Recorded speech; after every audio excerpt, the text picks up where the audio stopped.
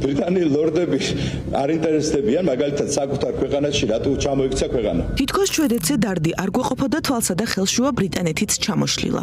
შვედეთში მიმდინარე ანტიდემოკრატიული პროცესებით თუ ირაკლი კირცხალია იყო შეშფოთებული, ბრიტანეთის ჩამოქცევის შესახებ ინფორმაციის გავრცელებაზე პასუხისმგებლობა ირაკლი ზარქუამ აიღო.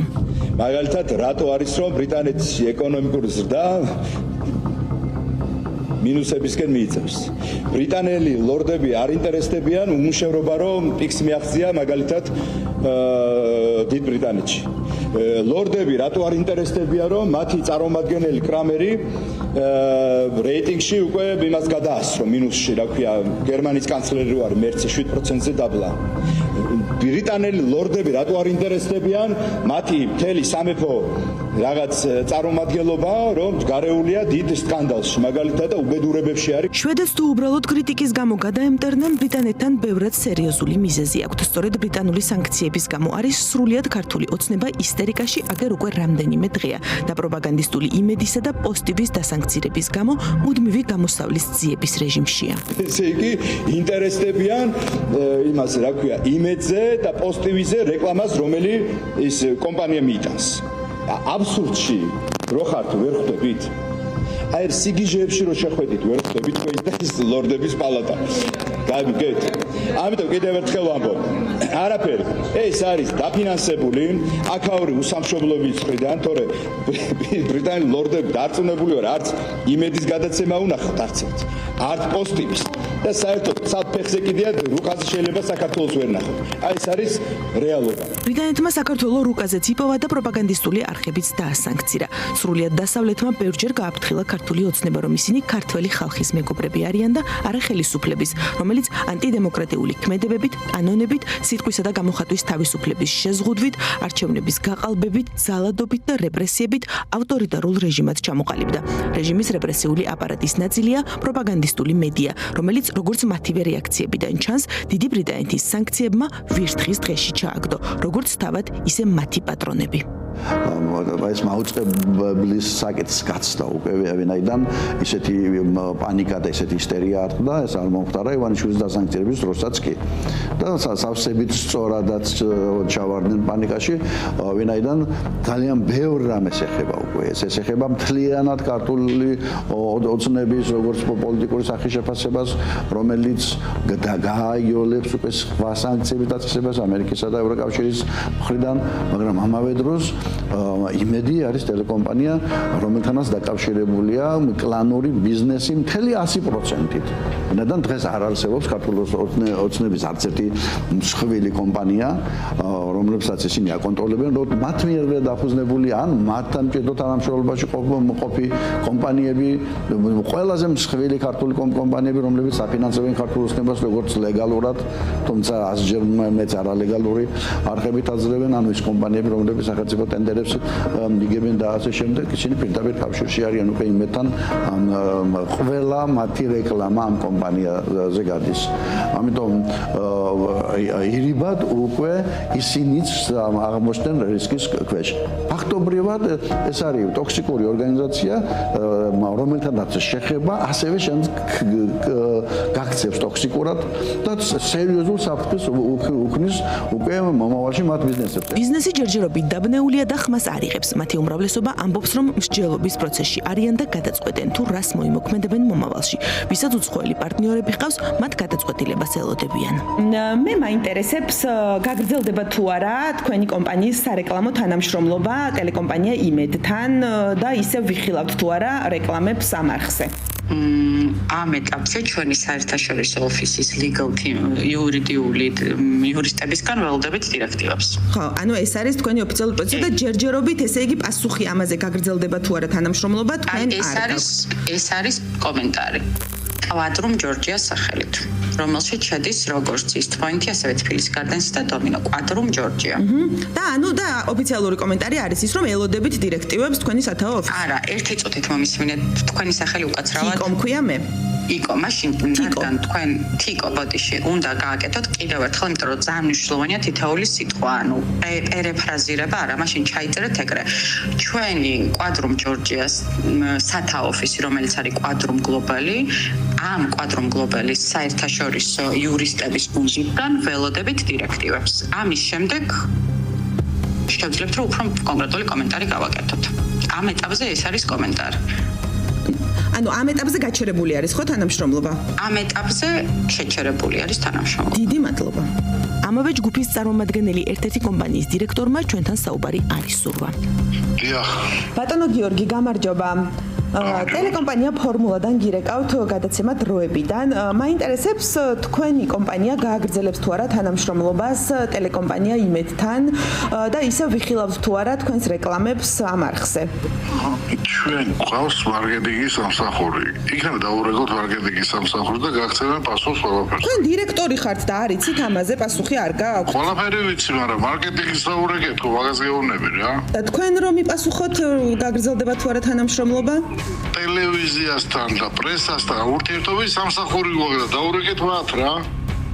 და თქვენ რატო არ შეგიძლიათ ამ კითხვაზე რომ გამცეთ პასუხი? რა შენ დროება დაუკავშირდა სარეკლამო კომპანია პრომო მედიას მფლობელსაც, რომელიც სარეკლამო მომსახურებას ბევრ კომპანიას უწევს. მათ შორის არიან რაფაელო, კინდერი, ნუთელა, ნესტლე და სხვები. მაია მეტრაველმა გვითხრა, რომ ამ ეტაპზე ყველა კომპანია გადაწყვეტილების მიღების პროცესშია. ყველა კომპანია ამ წუთას იმყოფება კომპლაიენსების შემოწმების პროცესში და როგორც კი მიიღებენ გადაწყვეტილებას შესაბამისად მოიქცევენ. ახლა ეს ხო ძალიან ძნელია რა, გავიგეთ ასანქცირებულია, მაგრამ ეს რას გულისხმობს, მას უნდა გაიარონ თავიანთ შესყიდვების სამსახურებთან და როგორც კი დაბრუნდებიან შესაბამისი გადაწყვეტილება იქნება და შესაბამისად გაგრძელდება. კომპანიების დირექტორებისა და მფლობელების უმრავლესობამ ზარებს არ უპასუხა. ერთადერთი გამონაკლისი, რომელმაც გითხრა, რომ თანამშრომლობას გააგრძელებს დასანქცირებულ არხებთან, სამშენებლო კომპანია ანაგის დირექტორი ირაკლი გოგოლიშვილია. დიახ, მე მაინტერესებს გაგრძელდება თუ არა კომპანია ანაგის თანამშრომლობა ტელეკომპანია იმედთან და ვიხილავთ თუ არა ისევ რეკლამებს ამ არხზე. სანამ რეიტინგურია ტელევიზია, რა თქმა უნდა.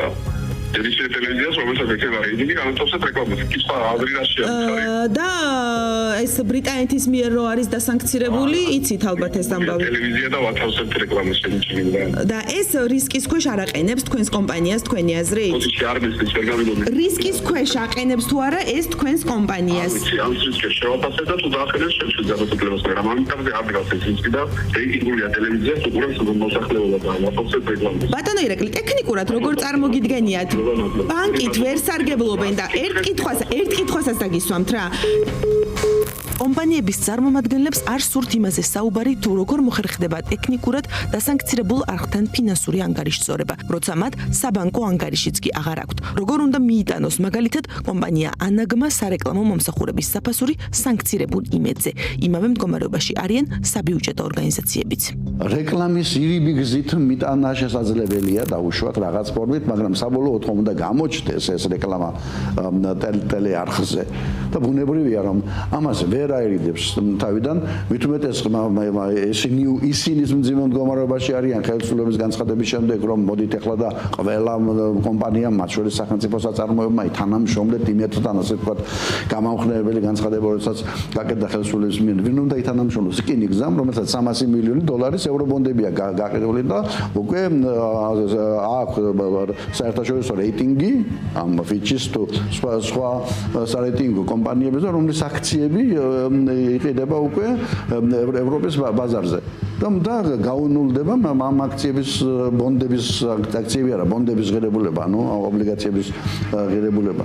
ამიტომ სახელმწიფო საწარმოებს თუ დაავალებ იმედის დაფინანსებას, შეიძლება ასედაც მოხდეს, რომ რეკლამას კი არ მიიტანს, არამედ რაღაც მომსახურებისათვის ფულს გადაურისხავთ და შეიძლება სახვეწარიც კი გაუხდეს კომპანიებს, არ მინდა არავითარი რეკლამა, აი ფულს მოგცემ, შავ ფულს მოგიტან, იმით შემოდით და ტომრით, ოღონდ ნუ გამომაჩენ ეკრანზე და შეიძლება ნაწილობრივ აი ასედაც მოხდეს.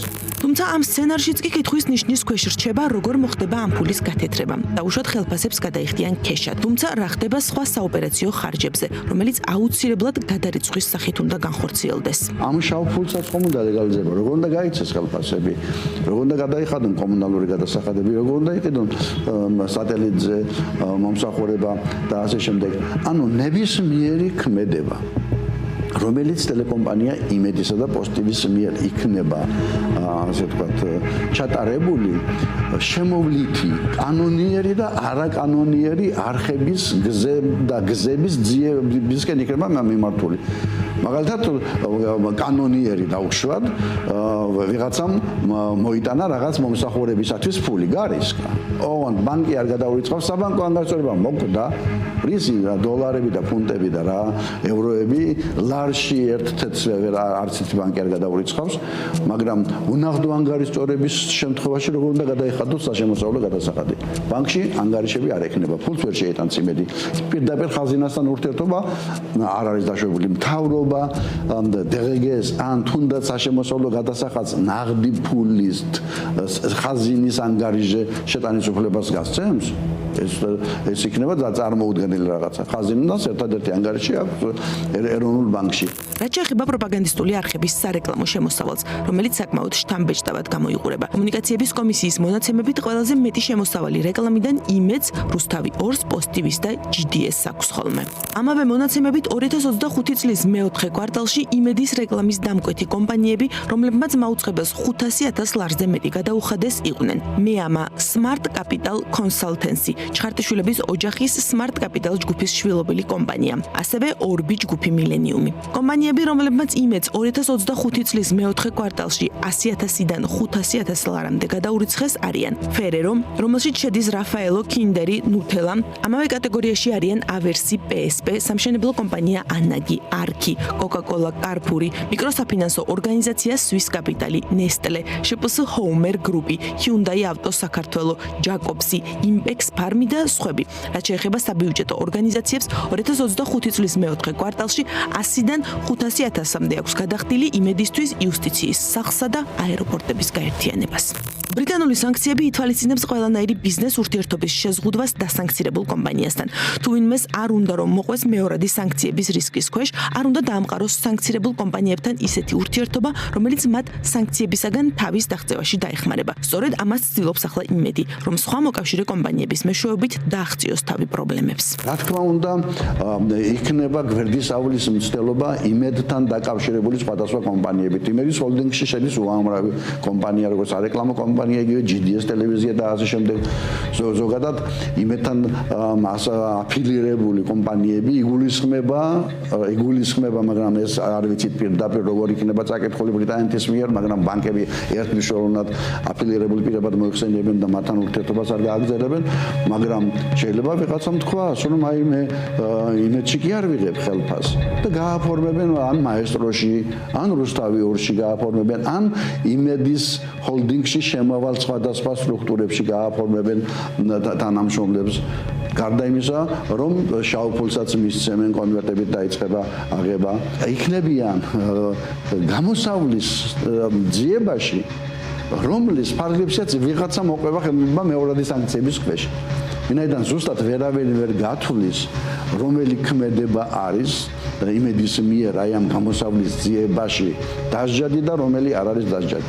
იგივე სატელიტზე გადახდეს ერთ-ერთ ჭორად გამოვიდა ასეთი ინფორმაცია, რომ რუსთავი 2-იც და იმედიც აზერბაიჯანული სატელიტი გადიან და მაუწყებლობა აქედან ხდება და თითქოს და რუსთავი 2 შეეძლო დაეფარა მისი ხარჯები წინწრებად, სანამ რაღაც ვითარება არ მოგვარდებოდა, მაგრამ ძალიან გაძნელდება ეს, ვინაიდან რუსთავი 2 თავადაც მოყვება სანქციების ქვეშ და რუსთავი 2-ის დასანქცირება კიდევ გაუორმაგებს ხელისუფლებას პრობლემას. მეორეს ფული გადასახდელია. მიუხედავად იმისა, რომ ეს აზერბაიჯანული კომპანია, სულაც არნიშნავს, რომ ისინი არ მოქმედებენ დასავლური სტანდარტებით, ვინაიდან არც ერთი კომპანია არ გარისკავს სანქცირებული, ასე ვთქვათ, ტელევიზიებისათვის ხელის გამართვას, რის გამო, იმის გამო, რომ აქედან ფული მიიღოს და შემდეგ მთლიანად ჩაეკეტოს უკვე ტრანზაქციები. ვინ დაიჭერს საქმეს და ვინ გარისკავს, ეს რაც დრო გავა, მით უფრო გამოჩნდება. ჯერ ხმამაღალი განცხადებების გაკეთებას ყველა ერიდება. ბანკებსაც არ უთქვამთ, რომ არ მოემსახურებიან სანქცირებულ მედიებს, მაგრამ ფაქტია, რომ ვეღარ ემსახურებიან. იმედის ბანკის იდეა კი იმ თავითვე არასერიოზულად გამოიყურებოდა. ბანკების მომსახურებისა და ფინანსური პრობლემების გარდა, სხვა სახის პრობლემები ჯერ კიდევ წინ არის. მაგალითად, შეიძლება თუ არა გავრცელდეს სანქციები კონკრეტულ ინდივიდებზე, როგორც ეს რუსეთში მოხდა. პირველ რიგში არსებობს რუსეთის გამოცდილება, იმიტომ რომ უკრაინაში რუსეთის სრულმასშტაბიანი ინტერვენციის შემდეგ ჩვენ ნახეთ, როგორ დაასანქცირეს რუსული პროპაგანდისტული არხები და ბევრმა ქვეყანამ ევროკავშირში განსაკუთრებით უარი თქვა მათ ტრანსლირებაზეც და ფინანსურ სანქციებსაც დაექვემდებარნენ როგორც ინდივიდუალური ადამიანები, ასევე ორგანიზაციულადაც. ეს არის ცხადია პირველ რიგში პოლიტიკური პრობლემა, იმიტომ რომ შენი ქვეყნის სტრატეგიული პარტნიორი ქვეყანა მტრული სახელმწიფოს სასარგებლოდ პროპაგანდისტვის ასანქცირებს მედიას, ეს თავისთავად არის დიაგნოზი და მათ აქვთ საკმარისი საფუძველი ამისთვის. ეს დიაგნოზია ხელისუფლებისთვისაც, რომლის დაკვეთითაც ავრცელებენ იმედი და პოსტივი მტრული ქვეყნის პროპაგანდას და ეს რომ ნამდვილად ასეა, კარგად მოიხსენება მაგას. ქართული ოცნების მიერ კონტროლირებული არხები არ არიან? და მერე და ასევე კარგად მოიხსენება ვაკასაც. 24 და 6 არის იმედის მაჩვენებელი. ანუ ჩართული ტელევიზორების 24 და 6% უყურებდა იმედს. რუსთავი 2-ს უყურებდა 9% და პოსტივის უყურებდა 7.4%. იყოს ეს ცხრილი, ნახეთ აი მაგია რიცხვების ან სიმბოლოები ვისაც აინტერესებს, თუ კი შეკრიბავთ პირველ, მეორე და მესამე ადგილს მიიღებთ 40 და ზუსტად 41% და 0 მეათეს 41. ბუნებრივია, ეხლა ჩვენ ვიცით რომ ყველა ეს არხი არის ლოიალური მთავრობის და მე ვიტყოდი სახელმწიფოს მიმართ და უპირველესად სახელმწიფოს მიმართ. ჩვენ უფრო ფართო კონტექსტში თუ შევხედავთ, პრინციპში სახელმწიფო მედია ახმოვანებს ხელისუფლების პოზიციას და ეს არის უფრო სიგნალი მათ მიმართ, იმიტომ რომ საომარ მდგომარეობაში მყოფ უკრაინის წინააღმდეგ პროპაგანდაზე ააგეს თავიანთი საარჩევნო კამპანია, როდესაც ჩვენ ვიხილეთ ბილბორდები იმედს მიღმა და იგივე შინაარსის მასალებს ხშირად ხვდებით სახელმწიფო არხებზე თუ ცალკეულ ონლაინ მედიებში. როდესაც თქვათ ერთი მხრივ დაანგრეულ უკრაინას აჩვენებდნენ, მეორე მხრივ აღმშენებლობა საქართველოში მორალური თვალსაზრისითაც არ შეიძლება შენი მოკავშირე ქვეყნის უბედურებაზე ააგო აი ესეთი საინფორმაციო კამპანია. 2022 წელს დიდმა ბრიტანეთმა სანქციები დაუწესა 350-მდე ფიზიკურ და იურიდიულ პირს რუსეთში. ხელისუფლების წარმომადგენლებისა და ბიზნესმენების გარდა სიაში მოხვდნენ პროპაგანდისტებიც. Russia Today-ის ხელმძღვანელი მარგარიტა სიმონიანი და მისი მეუღლე ტიგრან კეოსაიანი. ტელეწამყვანები ოლგა სკაბაევა და ვლადიმერ სოლოვიოვი, ჟურნალისტი ანტონ კრასოვსკი. მანამდე ამ პირების უდიდეს ნაწილს სანქციები დაუწესეს ევროკავშირმა და შეერთებულმა შტატებმა. გარდა რეპუტაციული ზიანისა, რომ მათი პრორუსობა უკვე საერთაშორისო დონეზე არის აღიარებული, რუსულ დეზინფორმაციაში მხილებულმა ქართველმა პროპაგანდისტებმა ამ მიმართულებითაც უნდა იფიქრონ. მათ შორის სავიზო რეგულაციების გამკაცრების ფონზე. იფიქრონ არამხოლოდ იმაზე, თუ სად ჩარიცხონ მათი ქეშადაღებული ხელფასი, არამედ იმაზე, გადაკვეთენ თუ არა ევროპის საზღვარს დასანქცირებული იმედის სამსახურის ცნობით. გასახსენებელია ისიც, რომ მათი კონკრეტულ ქვეყანაში არ შეშვების ფაქტი უკვე დაფიქსირდა. კერძოდ, რამდენიმე თვის წინ მოლდოვამ იმედის გადამღები ჯგუფი ქვეყანაში არ შეუშვა. პირველი აქ სანდობის მომენტი არის ცხადია, იმიტომ რომ არც თუ ისე სასიამოვნო პროცესია, როდესაც მარგარიტა სიმონიანის გვერდით აღმოჩნდები, ხო? ეს პრობლემა არის სანდობის კუთხით. მანამდე შეიძლება არსებობდა პრობლემები, მაგრამ ოპერირების კუთხით, ფინანსური ოპერირების კუთხით, შეიძლება რომ ესენი სარგებლობენ ამ დასავლური სიკეთებით და იყენებენ მედია პლატფორმას წინააღმდეგ იმ პროცესის, რომელში მონაწილეობაზე საქართველოს თავად განაცხადა უარი, რომ უნდა ყოფილიყო ევროკავშირის წევრი უნდა ყოფილიყო დასავლური სივრცის ნაწილი, რაც გულისხმობს არა მხოლოდ სიტყვებით და ვალდებულების აღებას, არამედ გარკვეულ ვალდებულებებს და ამ ვალდებულებების შესრულება რომ არ უნდა ხელისუფლებას, ამიტომ ამბობს ევროინტეგრაციაზე, ის უარს თავისი ქმედებებით, იმიტომ რომ ვერ იქნები ევროკავშირის წევრი, თუ ცდილობ გააქრო დემოკრატიული დამოუკიდებელი ინსტიტუტები, თუ ებრძვის შენ მოკავშირეებს და ანუ არ ხარ ერთგული იმ ვალდებულებების, რომელიც თავიდან აიღე და გაქვს საერთო უსაფრთხოების გამოწვევები და ვინც გვერდში გიდგას აი ამ პროცესში, იმას აცხადებ მტრად და მტერი ვინც არის, იმაზე ხმას არ იღებ, მისი არ გაღიზიანების საბაბით იგულისხმება რუსეთი. იმედი და პოზიტივი უბრალოდ ახმოვანებს ხელისუფლების ხშირად აი ამ პოზიციას, რომელიც ანტიუკრაინულიც არის, ანტიევროპულიც არის და არ ემსახურება საქართველოს ინტერესებს დაიცვას თავისი სუვერენიტეტი არა იმ გაგებით, რომელიც გულისხმობს ერთი ოლიგარქის გადარჩენას, არამედ ქვეყნის გადარჩენას და აქედან გამომდინარე, თუ ვინმე შეიძლება გახდეს სამიზნე, თვითონ ისინი არიან, ვინც ქმნიან ამ პროპაგანდას, იმიტომ რომ ამ შემთხვევაში ამ მედიების ინსტრუმენტალიზება ხდება ხელისუფლების სასარგებლოდ, მართველი გუნდის სასარგებლოდ და თუ იმას გავითვალისწინებთ, რომ სახელმწიფო ინსტიტუტები მიტაცებული აქვს ერთ ადამიანს, ისინი ახმოვანებენ ამ ადამიანის პოზიციას, რომელიც სხვა ფორმით ვლინდება. ეს ერთი დიდი ინფრასტრუქტურის შემადგენელი ნაწილია. ანტიუკრაინული, ანტიდასავლური, პრორუსული საქართველოს ხელისუფლების სასარგებლო. ეს ყველაფერი ერთი შინაარსია. შინაარსი, რომელსაც ემსახურებიან ოკუპირებული ქვეყნის მედიები და ამის გამო ოდნავ უხერხულობასაც კი არ გამოხატავენ. არც უარყოფენ რის სამსახურში მდგარნი, ახლა მხოლოდ იმას გვიმტკიცებენ, რომ ფული აქვთ. ფული იყოს და წყალსაც საუღია ამ ქვეყნის დამოუკიდებლობა და სახელმწიფოებრიობა.